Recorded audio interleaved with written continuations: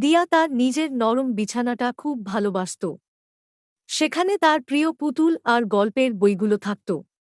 কিন্তু যখন বাবা মা বলতেন আজ রাতে ঠাকুমার ঘরে ঘুমাবে, দিয়ার মনটা কেমন যেন আনচান করত। দিয়া তার ঠাকুমাকে খুব ভালোবাসত, ঠাকুমার সাথে গল্প করতে, লুডো খেলতে তার দারুণ লাগত। কিন্তু ঠাকুমার ঘরে ঘুমানোর কথা ভাবলেই তার মনে হতো, ইস, যদি আমার নিজের বিছানাটা ঠাকুমার ঘরে নিয়ে যেতে পারতাম। ঠাকুমা কমলা ছিলেন খুব মজার মানুষ। তাঁর ঘরটাও ছিল ভারী অদ্ভুত।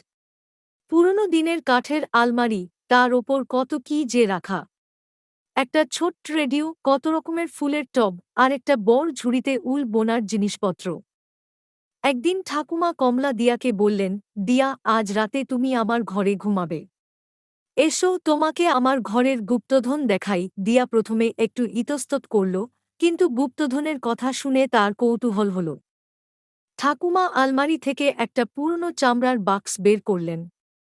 তার ভেতরে ছিল নানা রঙের পাথরের টুকরো, কিছু পালক, আর একটা ছোট্ট হাতলওয়ালা আয়না। দিয়া অবাক হয়ে দেখছিল।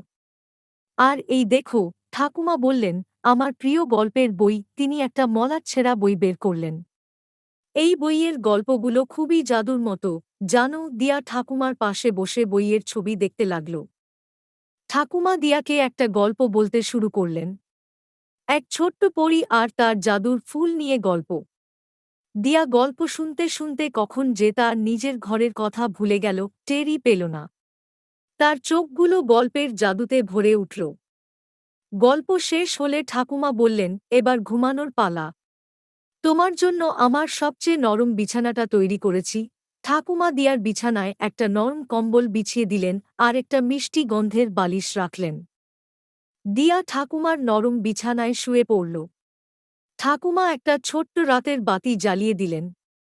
দিয়া দেখল, বাতির আলোয় ঘরের পুরনো জিনিসগুলো কেমন যেন বন্ধুত্বপূর্ণ মনে হচ্ছে। সে শুনতে পেল ঝিঁঝি পোকার ডাক আর ঠাকুমার শান্ত নিঃশ্বাস। সকালে যখন দিয়ার ঘুম ভাঙল, সে দেখল ঠাকুমা তার পাশে বসে হাসছেন। দিয়া হেসে বলল, ঠাকুমা, তোমার ঘরে ঘুমানোটা তো দারুণ মজার। আমি আবার তোমার ঘরে ঘুমাতে চাই। ঠাকুমা দিয়াকে জড়িয়ে ধরলেন।